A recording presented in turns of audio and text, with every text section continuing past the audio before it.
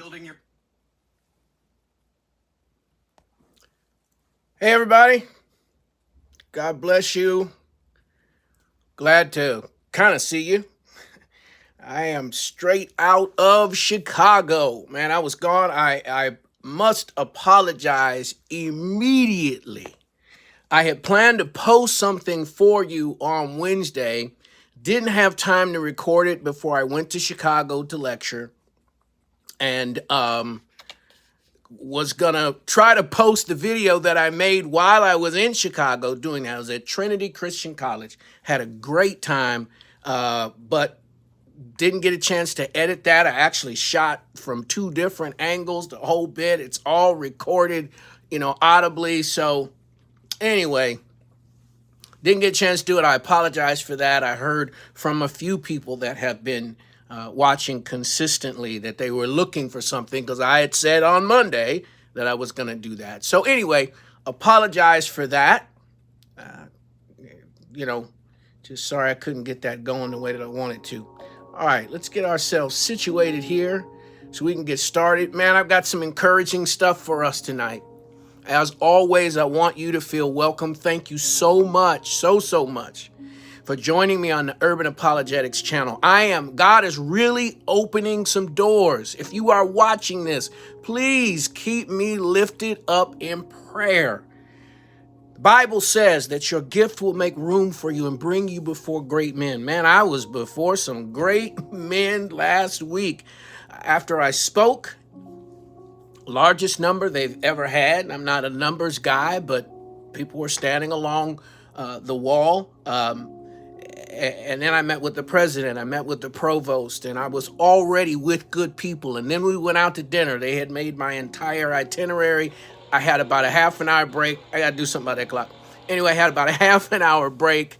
And just, we kept it moving. But I ate where Obama ate, at Pearl's place. It was good. A soul food buffet. My goodness, man, oh man. I broke every dietary plan that I have.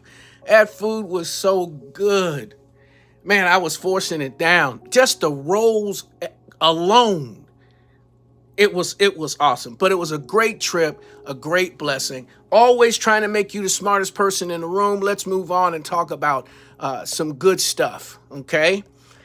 Let me segue in right here. All right, so here's the deal tonight. I'm going to do a couple prefaces as we dive in. Welcome again. You're with the Knowledge Junkie in the Man Cave. It is Black History Month. And we are celebrating Black History Month, and we're looking at the treasures that we have in Black history, the wonderful things that have happened. And we need to do that, right? Because if we don't know who we are, where we came from, what's in our history, then it doesn't give us a foundation, a foothold to know what the possibilities are. So, man, let's do this thing.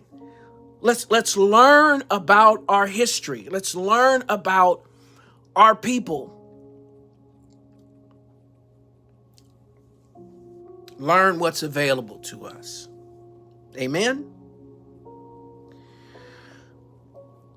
This story time is, as I have been saying, it will be, in that we're going to, the kids can be in on this.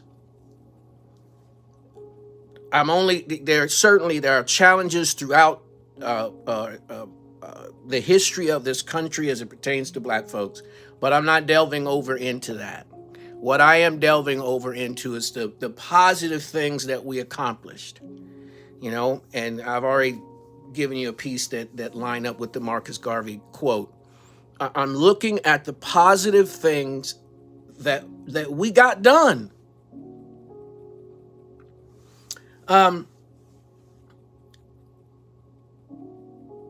As I study through our history, with all of the obstacles That's some of the stuff I'm going to show you tonight. I'm just blown away at how enduring Black people are. Having the ability to put up with all kinds of things that we face, but still are not only successful people, but are at our core a kind people. Right? We're not looking for get back. We're looking for, expressed and understood equality. But we're not looking for an opportunity to take over. And imagine, beloved, just imagine. I was talking to somebody about this today. Just imagine what this country, what this world would be like if Black people know their history, are strong because of that, and nothing, as we take a look at things from, the slavery ending to now, as we take a look at that, those things, my goodness, I wasn't planning on getting excited like this early. What I'm trying to say is the cure for cancer could be in the ghetto. The cure for economic struggle could be in the ghetto. But creating a hindrance to those people, creating redlining where only certain people can live in certain places, creating those kinds of situations is not good for all of us. Because those that could really, really be making a difference have to be given an opportunity. And I want to show you tonight. We're going to start off. I'm going to do a little bit of an intro about HBCUs. I'm going to grab a couple more pieces from the normal schools and what happened, in the primary grades or teachers that were trained. I'm going to show you some things where the church was involved. We're going to deal with that, and then we'll go and we'll finish up with the HBCUs. And as promised, there are going to be some people, if you saw some of my ads, there are going to be some people that you didn't even know, like last week, people that you don't realize they went to HBCUs and they're doing marvelous things. And this isn't going to be a complete list of all of them. All right, so let's begin this journey. Like I said, I wasn't planning on getting on. I'm all worked up already, so I don't want to forget what I'm trying to do here. All right, so rather than integrate their public institutions, many southern states created a completely separate set of institutions serving African Americans. Thus were born many of the South's public Black colleges. All right.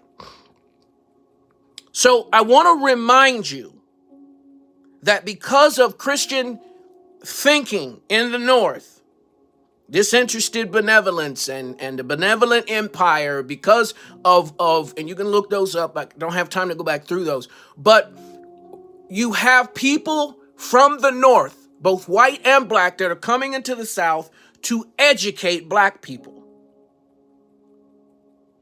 And their schools were better. People weren't concerned about integration. They didn't need to integrate. They had better schools, better education. All right? And so out of this comes the HBCUs, historical Black colleges and universities. A lot of this is being done. That's the intro for that. I'm going to come back to that. I hope this isn't difficult to follow. They're being funded by the Freedmen's Bureau or Bureau of Refugees. And they're providing meals. They're helping build schools. You're going to hear about an organization tonight that was involved that built 500 schools, but there were well over 1,000. I've heard 2,000, but I can verify 1,000 schools in the South right after slavery.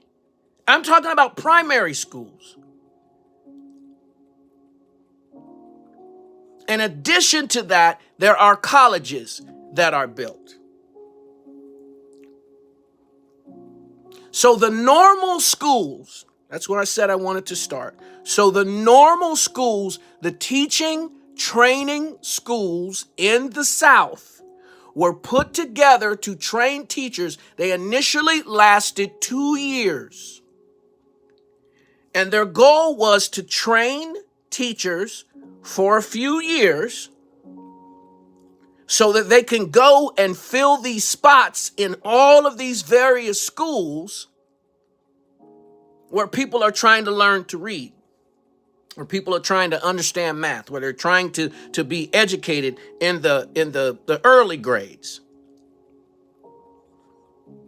And so you have these normal schools. Southern Normal, I talked about that and my family's connection to that. My dad wanted to make sure that everybody knew that he was the captain of the football team and captain of the basketball team. I think I got that right. If it's baseball, Dad, I'm sorry. I know he's watching. But these normal schools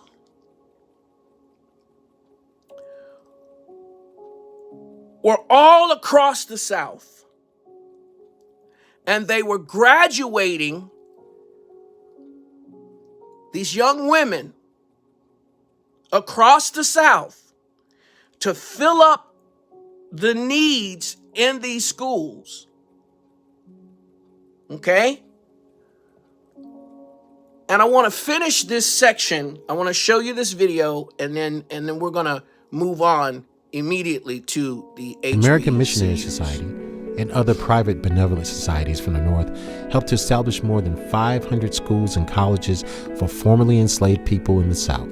One of these was the Lincoln School in Marion, Alabama. It was founded by freed people in 1867, becoming one of the state's first schools for African Americans.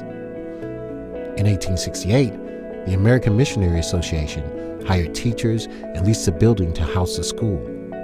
And in 1870, the community and the Freedmen's Bureau joined forces with the AMA to raise funds to build a new school.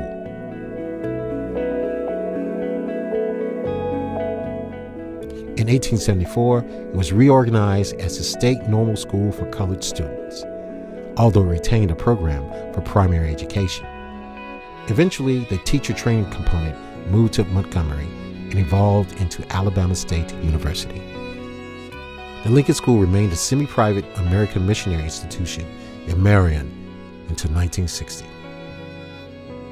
Coretta Scott King, wife of Dr. Martin Luther King Jr., graduated as valedictorian of the school in 1945. All right, do you see the wonderful connections that we have here? Coretta Scott King, people that we know that gave back. Moving now on to the HBCUs. I hope this has the same effect on you that it had on me. First of all, I'm fascinated by the fact that the first HBCU is 1837. The North is free, but slavery's still going on. 1837, Cheney University is birthed, and it's an HBCU. The second picture that's there, that's really for you. APM Reports is a good place to go to gather some information about the history of the HBCUs. There's not anything else specifically that I want to talk about there. Our first HBCU in the South is Shaw, and we've talked about this a bit.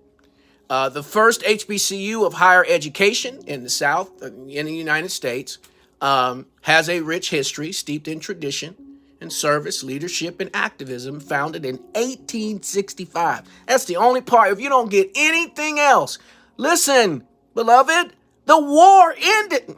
Oh, my goodness. Let me work this for a minute. The war ended in 1865. At the same time, they're building these normal schools, trying to bring education to former slaves in the South. As the Freedmen's Bureau is doing that, a college, a university is being planted in the South, in the deep South. At that, 1865, I don't know, the gravity of that, understanding all that was going on around them being bold enough to do that. It's such a great, I bubble over with joy realizing how great these people had to have been, the endurance, the gumption, or whatever country word you could come up with. I mean, come on. The same year the war ends, they start an actual university? When a year prior to that, regardless of the Emancipation Proclamation was written in 1863, declaring that all slaves are free, right? But the South, the Civil War's going on. The South isn't agreeing with that or adhering to that in any way whatsoever. So you are talking about a group of people that in the South, according to law, within that year, it was illegal for them to even read and be educated. And now we have not just a school, which is huge, but a university. And they are not the only one. 1866, Fisk. That's Nikki Giovanni. Nikki Giovanni's son and my wife they were friends in high school and remain so. He has a law firm. I believe it's in New York. Don't quote me on that. He's a lawyer. She's back down in the South. I just saw her in a documentary recently. 1866? A year after the war? I showed you that one last Monday. Let's keep going. Howard University, 1867.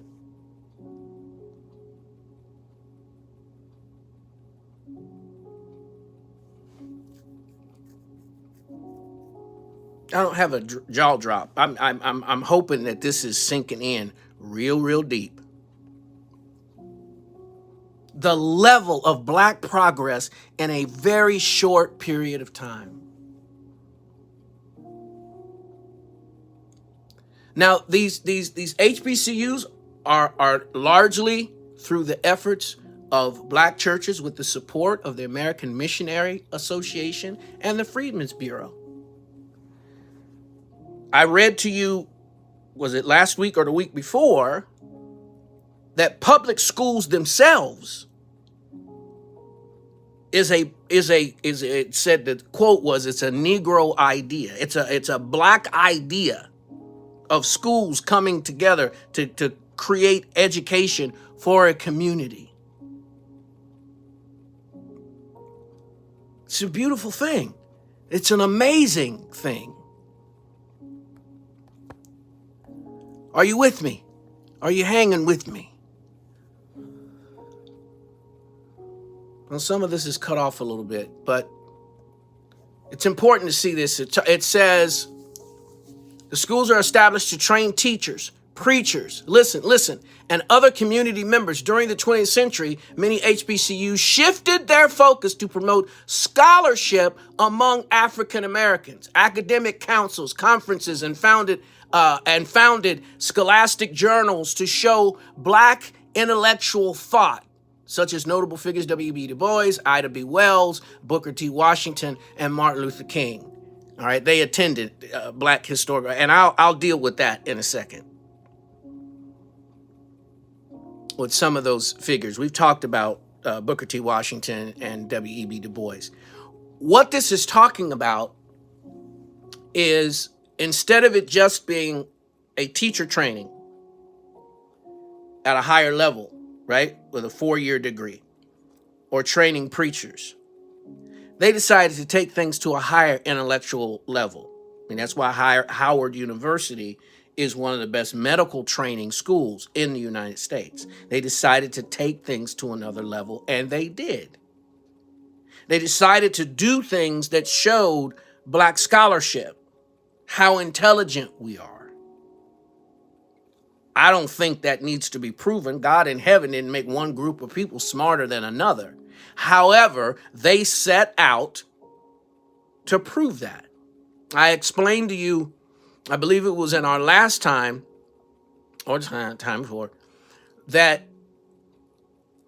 there were people that were giving money to the South, and they wanted to see in the earlier grades if kids could learn on par with black kids in the South could learn on par with the white kids in the North. And they certainly proved that. They also dressed them up so that they looked the part of people that are intelligent, and making sure they had good clothing and were fed well, and that and so that's what HBCUs started doing. Let's take this to another level.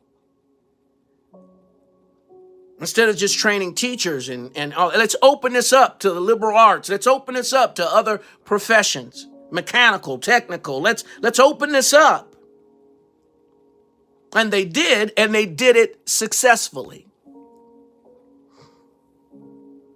In the 1890s, I talked a little bit about this just a few minutes ago. In the 1890s, the second Land Grant Act specified that the states using federal higher education funds must provide an education to black students, either by opening the doors of their public universities to African Americans or establishing schools specifically to serve them. And that was what I was talking about before. They had to, and so instead of integrating these schools, a lot of those funds and the land for them was provided to HBCUs, and they just exploded. All over the nation, schools are popping up. All over the South, schools are popping up. And what we're going to look at now is something from News One that shows us who some of these people are. Get ready. I am excited about this. Oprah Winfrey went to Tennessee State University. I got a young man that's down there now. As I said before, I need to send him some money. But Oprah Winfrey went to Tennessee State. Did you know that? I didn't. I had no idea. But that's exciting to hear, right? Wanda Sykes, Hampton University. My uncle has been friends for years. I'm not sure if the president of Hampton is the same person that it was about 5 years ago, but prior to COVID, we were going to actually have a family reunion around or close to Hampton University. But Wanda Sykes went there, and who she is, a comedian, actress. Here's another person that I had no idea. Stephen A. Smith, Winston-Salem State University, Mr. New York. I just saw him on television today for a couple of minutes. This lady is awesome, all right? Ruth Simmons went to Dillard University, HBCU. What's awesome about her is she's currently over a university, but she is the first African American to be the president of an Ivy League school. It was Brown, and Brown's a big deal, been around for a long, long time, and she ascended to be the president of Brown. That ain't no joke. Letitia went to Howard University. She is the first black woman to be the Attorney General of New York. Sorry, guys. I hope I'm back on. Something came up on my screen. I tried to swipe it away, and it messed me up. I apologize for that sincerely. Let me see if I can get all of this back. I know it just cut off Facebook.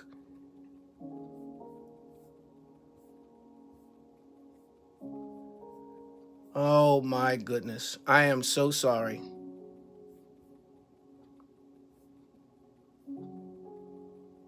Yep. All right, let me fix it.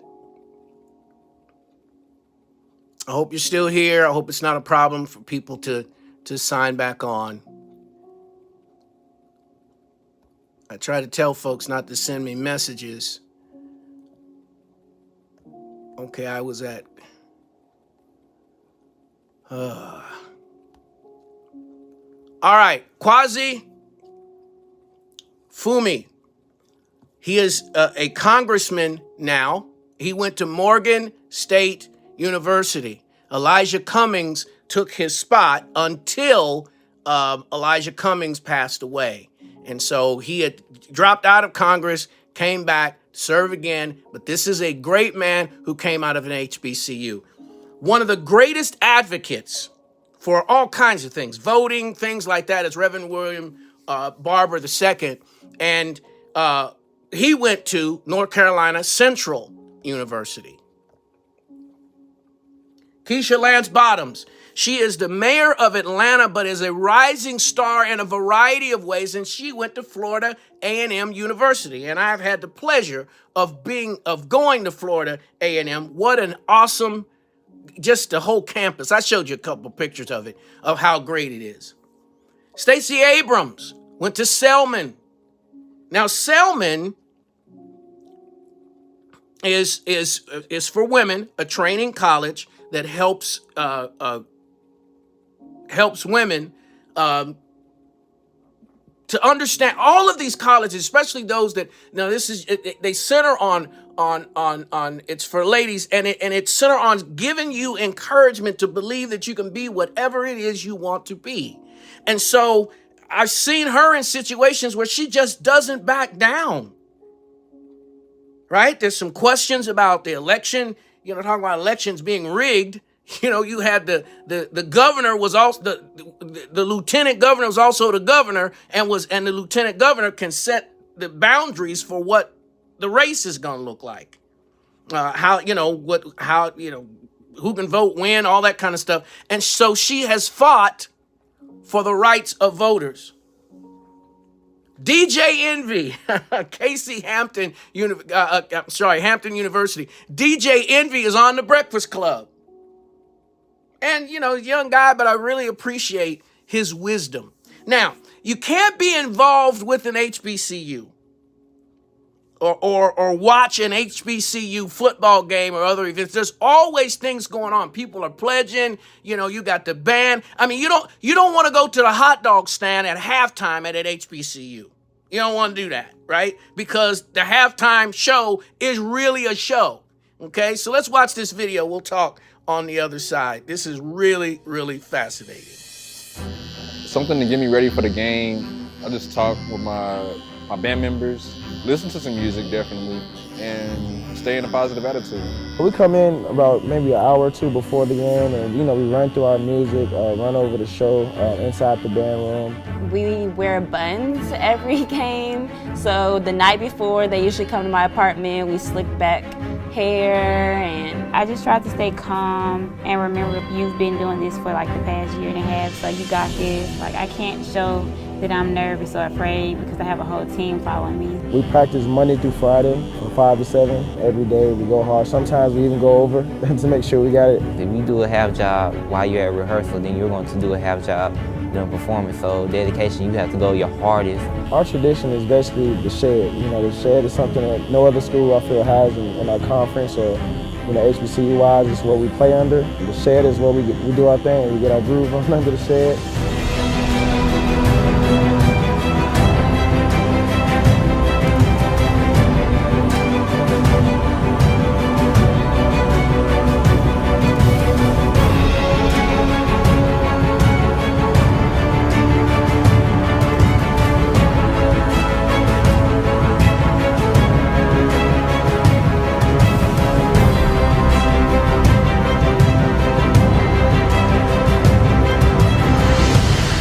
It takes the drum majors to really push through school and everything else around you, and to come into the band room and leave all that behind and motivate the band by encouraging them, telling them they're doing a good job.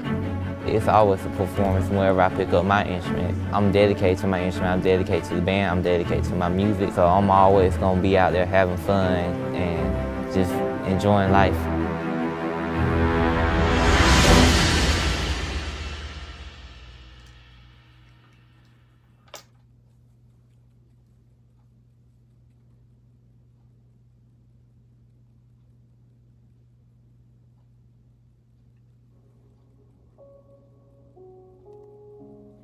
All right, let's continue with our list.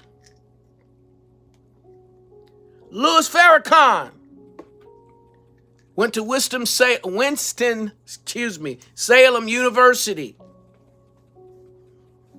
I did not know that, and I am blessed by that. You know, we may not agree on everything doctrinally, but you know, I know he loves his people, and I am excited about the fact that you know, he chose to go to an HBCU to be educated. Jesse Jackson, North Carolina, A&T University. Jesse Jackson shouldn't be a stranger to any of us. Jesse Jackson, he was there when Martin Luther King was killed. He ran for president. There are many things he's done standing up for black people, going to different places, you know, and marching and protesting and all that, laying the foundation for some of the things that we are able to do now. Simply because he was fighting for us. I remember there was a pilot that got shot down in, I think it was Syria. And Jesse Jackson went over there, negotiated, went over and got him. And there was all this stuff on the news about him and that he shouldn't have gone and all of this stuff. And the government was taking care of it and they were negotiating with him. And he gets over there and come to find out there had been no negotiation for this black pilot's release. But Jesse brought him home. Very important, very significant. All right, let's move on. There's some other good ones in here, man. Representative Al Green. Now, not since we've been together. Not that Al Green. Al Green went to Texas Southern University and Tuskegee University, and he is a representative in Washington. Successful. Success. That's what we're seeing. We're seeing people that look like us. This young lady is the youngest chief prosecutor of any major city, and she went where my cousin went, to Tuskegee University. She went to where, you know, to just the deep South, a place that was created in 1866. No, I got that date wrong. Anyway, the first one.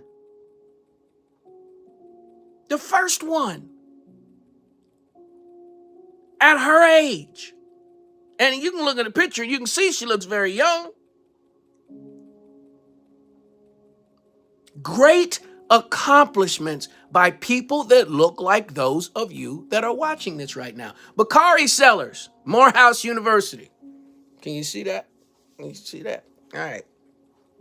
Morehouse University. Bakari Sellers was state representative. He's a pundit on news outlets. You know, just a very good advocate for black folks. Went to Morehouse, trained at an HBCU. This is a great one here. They're all good, but I really, because I didn't know this, I guess. She's got an Oscar in her hand because she won an award for the costumes that were created for Black Panther, and has come out with a line of clothing that is red, black, and green, which are the colors of the African American flag. Right? Just really proud of that. This lady, she was the first president of Starbucks and the current CEO for Walgreens. Now, most of us don't even know that somebody black had made it to the top and did that. She went to an HBCU. She went to Spelman College. Isn't that great? Isn't it great just to know that? When you walk into Walgreens, you can walk in with a sense of pride knowing that somebody that looked like you is at the top. Made it to the top. You tell little girls that as they're growing up, help them believe the possibilities, that it's possible. Because somebody that looked like you has made it. Kenya Barris, Clark, Atlanta University. This is the man that authored, produced, blackish, mixedish, grownish. He made all the popular issues that we watch on TV. He produced those. He wrote. And he went to an HBCU. Andrew Gillum, Florida A&M University, still lives in Florida, ran for governor in Florida. There are some questions about some shaky stuff that happened there, but nevertheless, he's often on the news speaking. He's a great advocate, loves, his people, loves Florida, and he also went to an HBCU. Are you ready? I did not know that Samuel L. Jackson went to Morehouse. Had no idea that he went to Morehouse. Received a black education and is one of the most popular actors that has ever lived. Ready? Got another one for you. The Vice President of the United States went to an HBCU, Howard University. Kamala Harris came from a black university.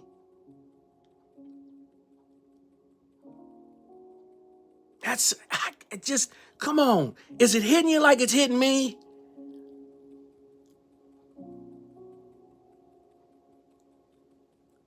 The pride of knowing that. Just that knowledge alone. It might not teach it in your schools, but it needs to be taught. Martin Luther King, I saved for last. Morehouse. Can you see that? I guess I just showed you that a minute ago. Can you see it? Is it on camera? I can't tell because I got the little picture going with the camera. My Morehouse shirt. Martin Luther King graduated from Morehouse. Oh. I hope for you, like it is for me, that this is just delicious. Just absolutely delicious. Just one of the sweetest. I mean, you talk about encouragement. And no, they're not teaching this in schools.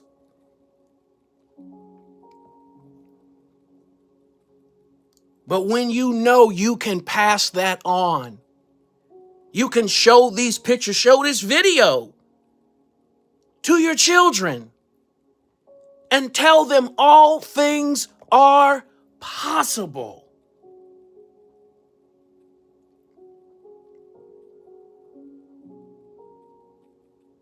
That it's not something less because they go to a black college. But there are great people that we know all the way up to the vice president and maybe the future president that went to an HBCU.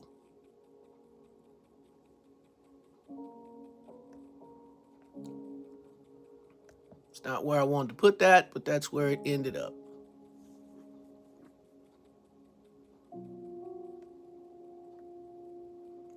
We're going to continue along these lines, y'all. The next thing that we're going to deal with is going to be politics.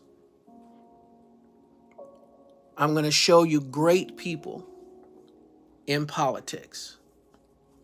Great accomplishments that we made. Numbers that I know are going to blow your mind because there are more from 1865 until we're dealing with some other things that have happened. But during the period of Reconstruction, we had more senators and congressmen at the state and federal level than we do now.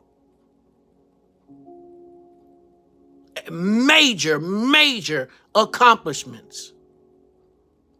And we need to see them, rejoice in them, embrace them, understand what it means, what it really means, how encouraged we can be, no matter who we are, how old we are, what it is we're trying to do, or who we might want to share this with, to understand what a great blessing it is to know where we came from so that we don't think that it's impossible to overcome anything that we faced because people like us are achieving things right under our nose and it's not being told. I'm Pastor Jackie. That's my message for tonight. May the Lord bless.